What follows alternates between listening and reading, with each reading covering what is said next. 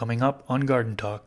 But if you start throwing things into the mix and just kind of chucking pollen around and kind of getting away from the grand vision of what you actually enjoy and want to keep carrying on, that's when you're going to run into problems. The purple thing is something that you wanted, then yes, that's something that I would try to take into consideration when I was looking for a male. But what a lot of people don't know is that pollen can be extremely volatile and it can become infertile very quickly. You're going to get a mix of your two favorites. You've now collided them together and you're going to get potentially the best of both worlds. I'm looking for things like fast flowering time, resistance to white powdered mildew, how well they can handle the cold, also how well they can handle the heat, because it's still going to get hot here too. If you can't eat the vegetable or whatever it is at the end because it's all filled with bugs or the plant was diseased and didn't finish it, then it basically isn't any good anyways.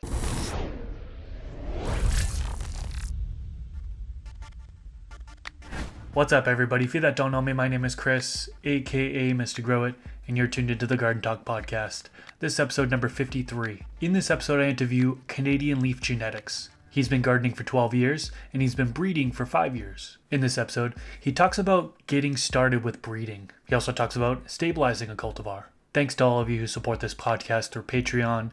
If you'd like to support, you can do so by going to patreon.com/MrGrowIt. Before we get into it, I want to acknowledge that one of my goals for this podcast is to bring zero cost for information about gardening, all plants, to the general public. That being said, I'd like to thank the sponsors of today's episode who helped make that goal possible. Big shout out to AC Infinity for sponsoring this podcast. AC Infinity is well known to produce high quality products and provide excellent customer service. They have the thickest grow tent on the market today, inline fans with a controller that can automatically turn on and off according to specific set points. They have seedling mats, trimmers, drying racks, and several other products that you can use in your garden. I will leave a link to AC Infinity down in the description section below, and you can use discount code MrGrowIt during checkout for a discount on their products. A big supporter of this podcast is Dutch Pro. They sponsor this podcast, and I use their nutrients. I have been using their base nutrients formulated specifically for all-row and soft water. I also have been using some of their additives like CalMag, Silica, and their root stimulator called Take Root.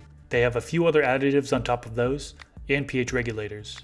Coupon code MrGrowIt10DP will get you a discount on their products, and I'll leave a link to their Amazon store down in the description section below. And we are back. Welcome to the Garden Talk podcast. Today I am joined with Graham, but some of you may know him as Canadian Leaf Genetics. How you doing today? Good, man. Good. Things are going well over here. Obviously, by the name, I'm up in Canada, so I was doing a little bit of shoveling earlier on. But other than that, it's been a chill day. Just shoveling so I could get my groceries, and now I'm here hanging out with Chris, which is always awesome. So nice. Good day. Awesome. Well, I'm glad to have you on board today. Thanks, we are going to talk about plant breeding. So kind of getting started plant breeding. I feel like there's a lot of people out there who are interested and haven't taken that step yet in order to do it, or they've just started doing it. And they kind of need some more information on which way to go, because I feel like there are several different ways you can go when it comes to breeding. There are several different techniques and ways you can stabilize strains and so on and so forth. So also stabilizing a cultivar is kind of what we'll get into today as well as we go along here. So, but first, how about an introduction? Want to tell us a little bit about yourself and kind of how you got into gardening and breeding? All right. So I got into gardening and breeding probably from my mother at a very early age. She was licensed by Health Canada. She provided medicine for people who couldn't grow it themselves. So that's how I initially got into growing and learning about all kinds of plants, was just because my mother had like a very sort of self-driven kind of take on life, where she wanted to be able to supply her own whether it be food or medicine or drink or whatever it was. So that was how I originally got into gardening, and then that sort of picked up into wanting to be able to share some of the things that she did back in the early days with other people, which is what led into Canadian Leaf Genetics. So that's kind of how I've gotten to where I am today. It mostly goes a lot to my parents. My dad was involved a little bit too, but mostly to my mom. yeah, she really brought the green thumb out of me, and brought me to this sort of breeding point where I am today, where I wanted to bring that back and share it with people so that they could have success growing different cultivars in Canada. Because as you know, it's kind of hard up here if you're trying to grow and complete a season. Um, you know, regardless of whatever plant it is you're growing, you might run into the same issues. So you mentioned before we started recording that you have been breeding for about 5 years now. How many different cultivars have you created so far? So I think on the website I've got probably six specific different cultivars on there that I would say are completely stabilized, and that if you get them, it's going to grow exactly what it's supposed to grow in regards to what I had intended it for it to do. Yeah, I think there's six on there. I'd have to double check, but pretty sure if I recall. Um, and I'm working on another one right now, so it'll be about seven. Um, Again, it takes a long time to actually get them to the point where something is stabilized. So I was lucky having things that were in initially were sort of just being pollen chucked around from my mother, but that would be going back like into the early years, and then I've brought it kind of back in the last 5 years and sort of fine tuned each one of those into becoming those six that are on the website. Okay, Um, gotcha. So when somebody decides to start breeding, right, what are the first steps? I mean, are they to identify two different cultivars that they want to cross, or what are the first steps here? Absolutely. So the first things that you're going to want to do is you're going to find like well, it, your two favorite plants. Whether each cultivar might be different too. Like maybe you get your favorite is in the female side or your favorite's in the male side, but try to have them both be your favorite. And you're going to have to grow regular seeds in order for this to happen. You're not going to be able to grow unless you want to use a female that's been grown from a feminized seed. So then you'd be able to utilize your favorite female or something like that. As long as you know that that's a pretty stable strain, you could probably use that as a good base starting point, as long as it's one of your favorites. And then you're going to need regular seeds in order to get your male. So that's when you're going to make sure that that's also one of your favorite things too. Because if you start combining something that's not your favorite into there, or doing something that's not going to work in your climate, whether it be um, something that has a longer growing period or isn't as resistant to cold or things like that, um, and you add that into the mix on top of even that nice maybe feminized female seed that is your favorite, you're going to be sad. So you're always going to want to make sure that everything you choose at the beginning is your favorite, and then everything, whatever works for you and it works, make sure that you're choosing that and each time. Jeez, man. And you're going to have an okay start. But if you start throwing things into the mix and just kind of chucking pollen around and not really, and kind of getting away from the grand vision of what you actually enjoy and want to keep carrying on, that's when you're going to run into problems. So if you're just getting started, choose things that are your favorite, and make sure you continue to choose those each time you breed. But you're going to start with two that are your favorite, and make sure that counts for the male too. Don't just chuck a pollen in there just to create seeds. Okay. I couldn't help but laugh. Your cat jumped up on your I lap. know I've got a cat on my lap too, so it's like yeah, I got these cats that are lap came to join cats. the party. Anyways, so the question I had actually for that is it better to start with stable genetics to begin with, right? So like say somebody finds their prize pheno, like female, but it's an F2, where F2s, we actually did another episode where we talk about what F1s are, F2s. They're basically just different generations. Generally speaking, the further you go down, the more stable you kind of are, except for F2, it kind of opens up the gene pool a little bit, see more characteristics. So F2 is one of the bigger ones as far as like the characteristics you can Yep. potentially get, right? So if you start with an F2, is that going to be less, not as ideal compared to if you're starting with like an F4 or an F5, something that's more stable? Well, I guess it would depend on what trait it was that you were looking for and how important it was for you to have that specific trait carried on over.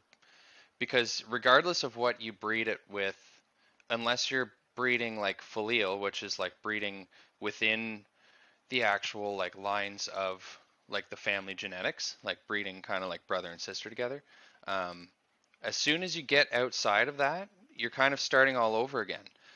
So in some regard, like I don't know if that makes sense, It Chris. I does. don't It want to like does. Yeah. get a little bit too confusing, but um, like if you were to breed outside of the family lines again, yeah, you're just going to kind of start back over, and you've now created another F1 again, but it would, assuming that the male is outside. But the it's always important to start with stable genetics, regardless. So yes, for the first one, you always want to make sure you're using stable genetics and not, again, not kind of just chucking pollen around and making things work. Like make sure both plants are good and suit what you want to see further on down the line while you do your filial breeding to kind of um, really pull out those traits and solidify them. Okay. So what is meant by stable genetics? Like in terms of a particular stable genetics, like when it does exactly what you want it to. So it's if I wanted the plant to be purple and grow uh, 1 foot tall each time and have a specific sort of flowering thing, um, and a specific terpene profile and things like that, that would be a stable genetic, assuming that it did that 100% or very close to 100% of the time. Um, I would say that it's pretty stable if it's getting like 90% of the time. It's cool if you get a funny one in there that still represents the plant in the same way, like the genetics are supposed to, but maybe slightly different. But yeah, stable genetics should be something that's 100% or very close to 100% and replicates the same thing, almost like a clone. Yeah. Okay. So they have their two cultivars, right? They got their two cultivars that they Yep. want to cross. Okay. And Yeah. Let's say for this example, you have the male and the female of or two different cultivars, right, Yep. Chris? Yep. Two Yep. different cultivars you want to Yep. cross. Now, oftentimes they're going to first pheno hunt, right? So maybe they're planting a batch of seeds, 10 pack, 20 pack, whatever the amount of seeds they're going to plant. Then Yep. they're hunting through looking for those traits from that cultivar that they want to then pass on to the kind of this new hybrid, right? This Yep. because you have two different cultivars that you're crossing. The end Yes. result would be a hybrid. What do you look for in female plants? We'll start with that. Kind of what are the characteristics that you're looking for in order to kind of see if that's something, a keeper that you want to breed with? I know it's subjective, it goes by breeder to breeder. So for you, what would you say you kind of look for in female plants?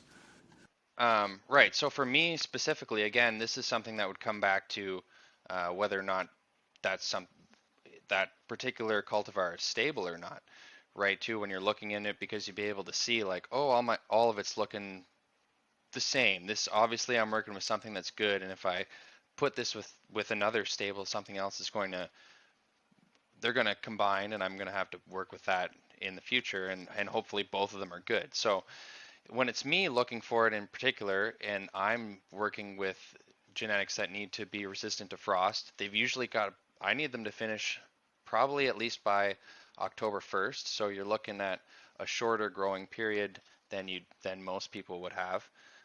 So I'm looking for things like fast flowering time. I'm looking for things like resistance to white powdered mildew, um, how they how well they can handle the cold, also how well they can handle the heat because it's still going to get hot here too. So um, those are some things I can replicate, but also a lot of that comes with testing them outside as well. So both things have to happen, and that's also a way that you're going to find whether or not your genetics are stable and working in environments if you get a similar result growing inside and outside. Um, but those are some of the things that I look for is definitely short flowering time, resistance to cold, white powdered mildew, resistance to insects. Um, and then after that, I look at um, potency and things like terpene profile and everything else, because if you can't eat the vegetable or whatever it is at the end because it's all filled with bugs or the plant was diseased and didn't finish it, then it basically isn't any good anyway. So Yeah, all of those things come second to me, but they still have to be top of the line. So when you're growing out the females, are you cloning them prior to flipping to flower, and then completing the female grow? You have your clones on the side, and then you're picking one, and then you're keeping that clone that you had, or are you growing them out, then So, monster cropping to bring it back into the veg stage at the end of flower? so I actually do neither of those things. I actually, when I'm doing my breeding, I breed filial and I'll put two of them together, two of my favorites, and then I'll work through those lines um, to create the stable genetics. I don't usually ever do any cloning or monster cropping or things like that, not because I'm against it for any reason, but I like to start from each seed because I want to make sure that each seed is when it going to be the same whenever somebody else grows it. So I need to test the stability that way. But in terms of breeding as well, um, yeah, I always start from a seed and grow it and make sure it fits all the categories that I want it to. And then I'll also grow my male, and I'll have this growing at the same time so that I can determine flowering times and things like that between both of them, both male and female, so that I can see if that they're doing the same things that I want, so that whenever I breed those together, it's going to result in something similar down the line, as well as combining traits together that might be different but also work together. So as the females are growing, you have a male growing alongside, and you're pollinating them Correct. during that grow. Okay, Correct. and then you're growing them all out. You're smoking them, and then you're picking your keeper from there, and then those you'll have seeds already available for your keeper, right? Correct. Okay, that makes sense. Yeah. And generally, like when I'm like when you're starting with a stable genetics, usually you've already grown a few to know that that's something you enjoy, right? Like that's the main thing you want to do before anybody ever decides like, oh, I'm gonna breed this one and I'm gonna breed this one. If you haven't even grown it before, you shouldn't even do it at all because you need to do that first.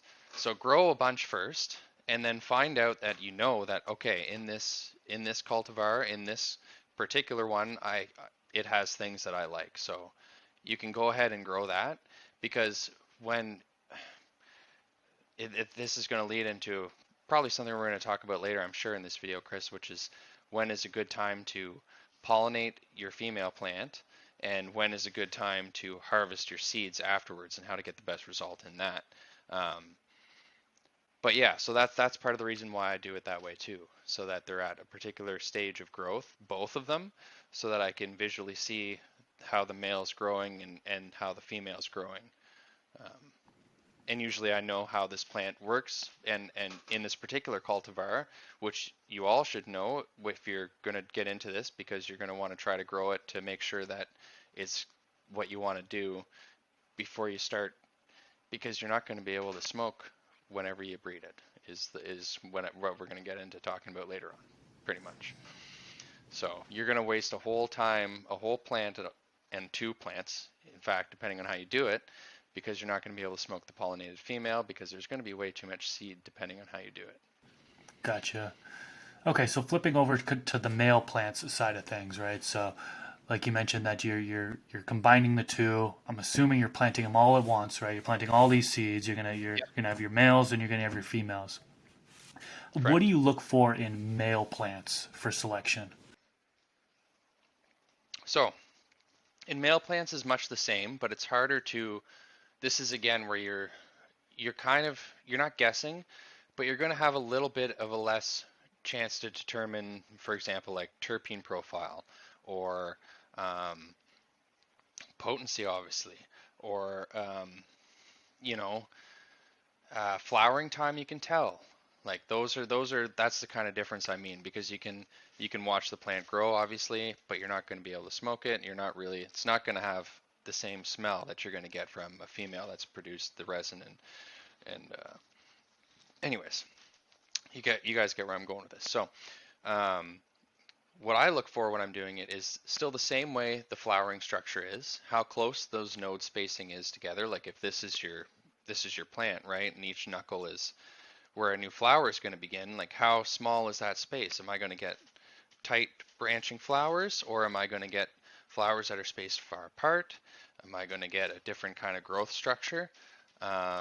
Is it going to be a bush? Is it going to be extra tall, or things like that? And generally, male plants are usually more tall than female because they're usually towering over the plant and they want to spread their pollen down onto the plant. So generally, males are almost always bigger, but that's not always, sometimes not always the case as well. Um, so you got to take those sort of things into consideration. But those are things I look for: growth structure, flower spacing. You can rub the stalk and get a smell that way.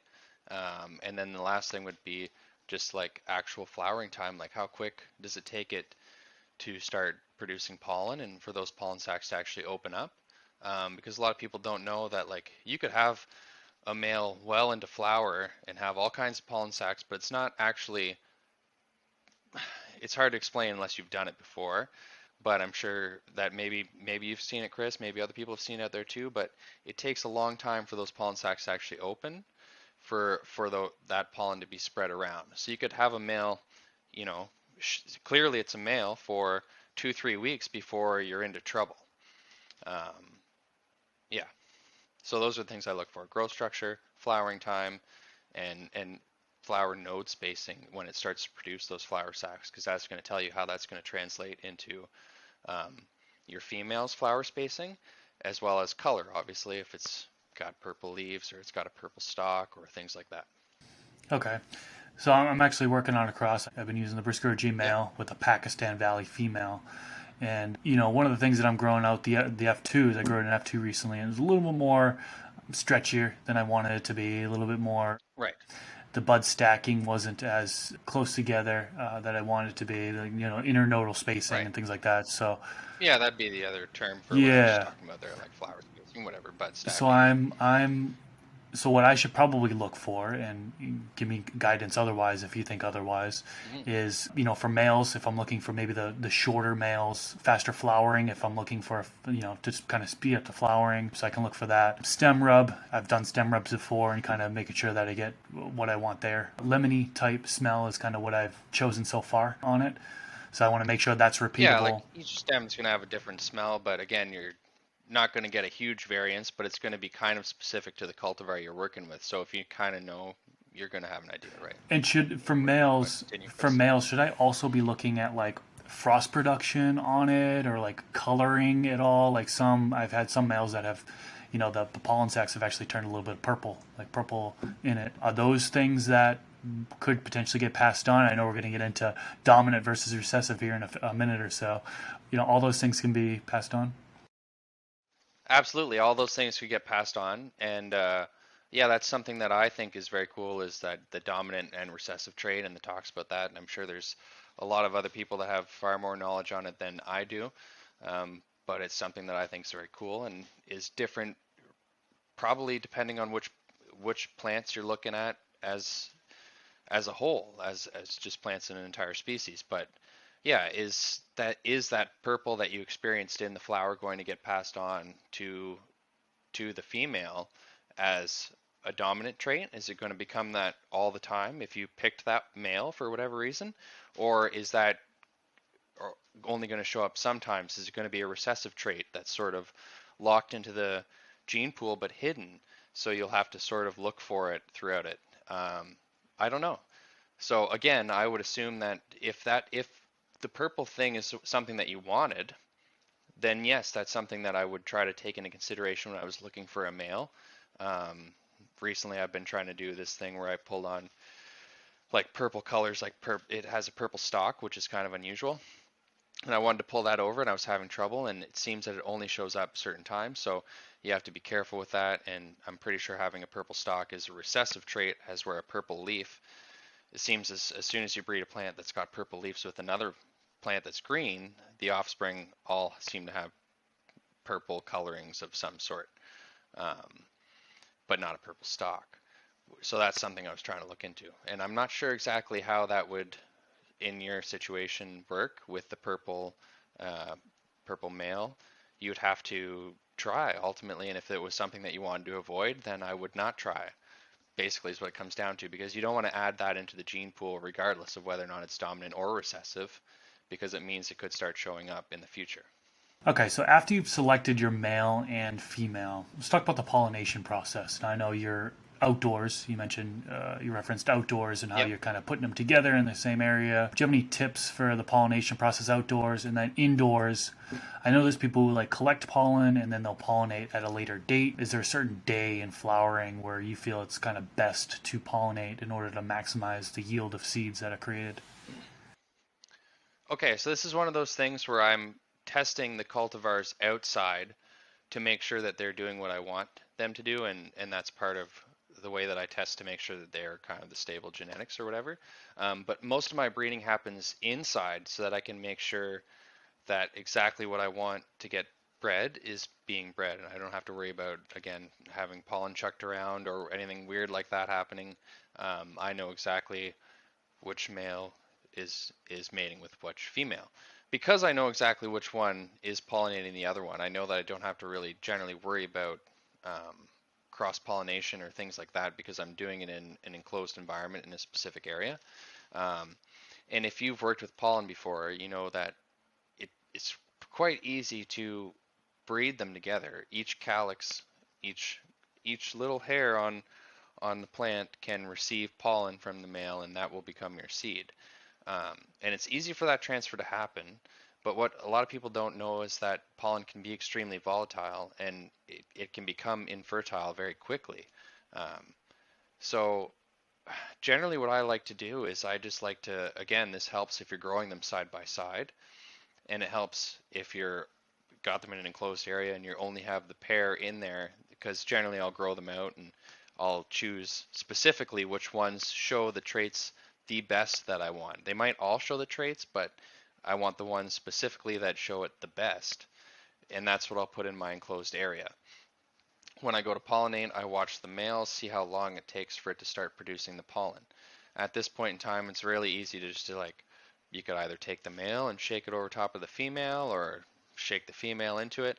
What's going to end up happening is it's going to become so pollinated anyways that it, you're not going to be able to smoke it. But the idea is, because you've grown this cultivar so many times, or you should have at this point, you'll know that the female that you've chosen is going to be okay, and the male that you've chosen is also going to be okay, because you have stable genetics. So when you go to introduce your pollen, however you choose to do that, I like to do it basically, again, as I said, each calyx with the hair can receive pollen and become a seed.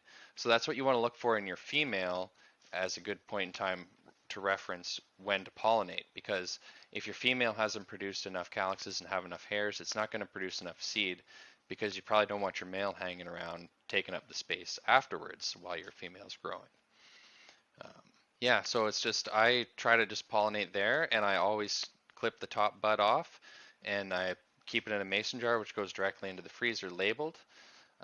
Again, this is not the most ideal way to store male pollen, but it's going to get you about 6 months of storage, maybe a little bit longer if you put in flour, which like flour from the pantry flour, because I've done that before, and it'll kind of absorb any moisture, because that's what's going to make the pollen infertile, or like not allow it to be viable to pollinate your females. So there's not really like a specific day in flower where you're kind of aiming for. It's probably cultivar specific, to where, like you mentioned, there's enough pistils kind of showing to pollinate and have a good enough yield of seeds. Yeah, each one is going to be different, and again, that's going to kind of play into flowering time of your particular cultivar. Um, but yeah, if you have your male that's ready to go and he's producing pollen and he's ready to pollinate, it depends on how that's a good sign that that one's flowering quite fast compared to your female. If it's not covered in, doesn't have enough hairs to receive the pollen in order to create enough. It depends on if you want 10 or 100 seeds, right? Or 1,000 seeds.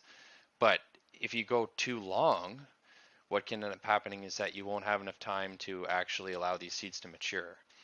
Um, so And then that also is a lost cause, because if they don't end up maturing, then you've wasted all of this time, and then you don't have any seeds that are viable at the end to actually plant as well. So that's where there becomes a fine balance of, is it too early or is it too late? It's always better to do it earlier in the cycle, so that you can at least have a long time for those to become mature and viable, as opposed to earlier. But if you go obviously too early, you're not going to get many seeds. And then you don't have a lot to play with in the gene pool. If you're working on the early stages, you're going to want to have a lot of seeds, and you don't want to go in with just 10 seeds into a next generation. Isn't going to give you a lot of come on, man, don't get that. Isn't going to give you a lot of pheno hunting to do, for sure. So you're not going to have a lot of options to choose from going into the next ones, which is not something you want to set yourself up with. Okay. So you've pollinated your female. How long when should you harvest the plant in order to maximize the amount of yield you get of seeds, right? I mean, I know you don't typically smoke the plants that you pollinated and stuff like that. So you just let the plant go 9, 10, 11 weeks, like further than you typically would, so you can kind of make sure Yeah, that the seeds are developed enough. absolutely. So like we just talked about, um, I kind of like to hit that sweet spot where I know I'm going to get quite a large amount of seeds, depending on what stage of the process I'm in, whether it's creating a lot to be able to bring this cultivar to the public, or am I just trying to create like a small amount, like 500, so that I can work through those 500 and pull out the traits that I want to create the next generation as I'm working to create it more stable. Um, so if I'm trying to bring in more seeds, I'll just wait a little bit longer so that it has more hairs and the flowers has just become a little bit more developed. But the main key is that you never want to pollinate without having at least 2 months left, because it takes about 8 weeks roughly for a seed to mature, at least through all the tests that I've done. At least if you leave yourself that much time of flower, or for at least the plant to, at least 2 months of plant growing, whatever it is, 2 months of plant growing, you're going to be okay. Um, so yeah, if your plant has a 14-week flowering cycle, or however long the flowering cycle is, that'll buy you a little bit of time to push that calyx production a little bit further, so that when you pollinate, you'll get more seeds. Um, but there's not really any exact time, other than the possibility that you could go too late. And then afterwards, like you said earlier, I just leave it until it's basically at the very end, where very end of its life, can't push anymore. You can almost see the seeds want to fall out of the plant, pretty much. You could knock them off if you wanted to. That's ideal, because in my situation, the plant's going to have over a couple thousand seeds on it. I'm not going to pick through it to try to smoke it. I find the easiest way is actually throw the whole plant in a Ziploc bag, dry it a lot, roll the whole thing up, uh, and then you'll be able to, it'll basically like separate the seeds and the plant matter. And then I've done tests before where you don't want to know. You don't want to know. The seeds far outweigh the plant matter, and then you're like, oh, that was a lot of work for all this. And well, I guess now you get to enjoy the fruits of it afterwards, depending on what you choose to do, right? But that's where it comes into play, where you don't want to do that if you number one aren't for sure that you want those seeds in the future, and number two, you aren't for sure that you'd enjoy smoking it, and number three, you better have some extra stash hanging around, because if you don't have any other grow space and that's specifically what you're doing, that harvest is going to kind of be a little bit of a sad time. Gotcha. Yeah, that makes sense. So after you pollinate, you've harvested the seeds, the offspring, right? F1, right? That's an F1 Yep. generation. So we put your two favorite cultivars together, like in our beginning example, and we've created the F1. And so if you want to further stabilize that, you could actually plant those and do the same process, right? You would just repeat Yes. the process. You'd pick a female, pick a male, showing your desired traits. You would pollinate, and then the offspring of that would be an F2, right? Yes. And then, so Correct. how far, and that actually, like I mentioned in the beginning, that opens up the gene pool, right? So you get greater Yes. variety in F2s. Yeah, because you're going to get a mix of the two things that your two favorites. You've now collided them together, and you're going to get potentially the best of both worlds in this next generation. That's what's going to happen here. Um, and then it's up to, in that particular one, you find your favorites again, and you keep repeating, and not so much this is when it's really time to pick exactly what you want in terms of growth down the road, and what you want to determine this plant's outcome to be um, every time. You know, like you got to choose, this is what I want it to be every time, and you're going to see as you breed through F2 and F3 and F4, those choices that you made are going to start becoming more just dominant in the pool of pheno hunting. Each time you do it, you're going to see, oh my gosh, it's way more purple than it was last time. I picked 2 purple plants, and now it's way more purple than before. Do you want to continue on the purple is the question that you need to ask yourself as the breeder at this point in time, or do you need to take a step back and take away the purple?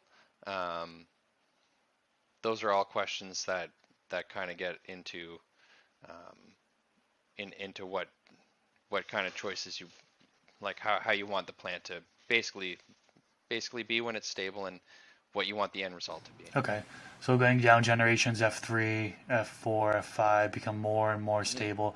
At what point is the cultivar considered stable? Well, it depends on if you've thrown it a genetic curveball somewhere down the line, or if each time you've been specifically selecting those traits. And again, that kind of again, that thing I just said about purple, like if you just were like decided you wanted to do 2 purple ones, for some reason you got like a couple of purple ones in your F2 for whatever reason, and for some reason you decided you wanted to breed those 2 together for whatever reason, even though you were looking for a green cultivar. And now in F3, you're like, oh boy, now like 75% of these are purple or more. What does that mean? Like, how am I going to get away from this? I didn't want to have purple in my thing. Well, you're going to have to take a step back, go back to where you introduced that purple, and maybe even go a step back further, and start from that seed pool. Like, never get rid of your seeds. So you can step back to the beginning generation and then start all over again. So you never got into this purple scenario. So that's why each time, if you want it to be stable, you're going to have to choose specific traits that you want to see, and be very, very picky about those traits, especially in the first 1 to 3 generations, until they start seeing those traits repeated. And when you start seeing them repeated a little bit more, you can kind of relax and then kind of fine tune that into maybe 1 or 2 more things that you want to see specific changes happen. Whether it's you want the plant to be a little bit bigger, okay, well, pick one that has everything in it. In F4, for example, you're like, oh, I want it to be just a little bit bigger now. Well, that's would be a genetic curveball that you're going to kind of throw it. But if you make sure that it's not too far off, like everything else is the same, but it's a giant male, but it still has a purple stalk or purple leaves, and you want purple for this time. It has purple stalk, purple leaves, purple flower, purple buds, but it's giant. Pull that one in as your genetic curveball, because it won't be so weird in your next gene pool, that hopefully you'll start seeing purple everything still, not green, but then there might be a few in there that are giant. So then find the giant female and the giant male in your next generation to pull that giant part into your growing cycle. Yeah, but the idea is to be very specific in those first generations to choose what you want, because if you're not, and you're just kind of doing willy-nilly, like, oh, this is good, then you're just going to get that whenever you go later on. Like, your next generation again is just going to be kind of random, because you're just doing random stuff. But as long as you're very specific in choosing traits that you want to see represented throughout the plant's family tree, then you're going to be okay. That's my 2 cents on that. Like, as long as you continue to choose traits that are what you chose at the beginning, it's going to keep dominantly representing those Could you traits. consider an F3 stable, or no, that's too soon? F3 is a little bit too soon. I think it's F4 for me when you really start to see the fruits of your labor, so to speak, come in from the past choices that you've made. Um, and then again, but that's also a point where things could get screwed up, where you could throw out that genetic sort of curveball, and then you're kind of back into a spot where it's like that one was too different for whatever reason. I don't know why, because again, things could be a little bit different in F3 or F4. You might have one that just for some reason is a little bit different, just different enough that it screws things up for you. So then you might want to step back, which would bring you into back crossing if you want to pull in the original things you used because you're kind of far away. Um, you could do that as well, depending on on how far off you've done genetic manipulation. Let's say um, you might want to go back. Gotcha. Okay. Let's talk about testing a little bit. So, oftentimes breeders will send off their seeds to a group of people, for Yep. testing prior to releasing the seeds to the public, right? How many people should be testing these genetics before releasing to the public? And do you have any kind of best practices? I know that, different cultivars are going to grow differently in different latitudes. Like, are you doing anything like that to where you're making sure it's shipped out different areas so people are growing it in different areas to kind of see what's going on? Absolutely. Yep. Okay, so yeah, for us, absolutely, I try to ship stuff to the East Coast and stuff to the West Coast just to make sure, because they're entirely different growing environments, but I want to make sure that you get the same in this scenario. You want to make sure that I'm getting the same kind of. I want the plant to be purple. We're just going to keep going to this. I want the plant to be purple for whatever reason. But yeah, if I ship it to both sides, it better be purple. It better grow right, but it better be purple regardless of what spot it's in, because that shouldn't make a difference on the color of the plant, really. Again, there are some things that could come into play, whether it's weather or location or things like that, but that it then becomes not part of the gene pool, and we're not talking about breeding at that point. I want the purple to be genetic part of the plant, not brought on by the weather or something like that, right? Um, so yes, I ship things across to both sides of the border. Unfortunately, I can't ship things to the States, or I haven't really had a good figured out a good way to do that yet that I feel safe about doing it. Then I could start going down that road, but otherwise it's really easy for me to do it in here in Canada. Um, and then like again, if you're talking about how many seeds to grow, this is kind of brings you to that stage. We were talking about it earlier on in the video where we're talking about how many seeds are you going to get from a plant.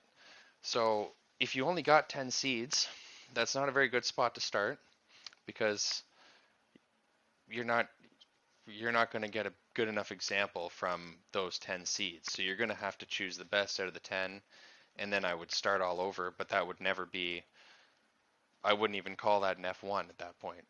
Even though it is, you just, you have too little of amount of seeds to actually determine what genes or things could be found in the gene pool anyways.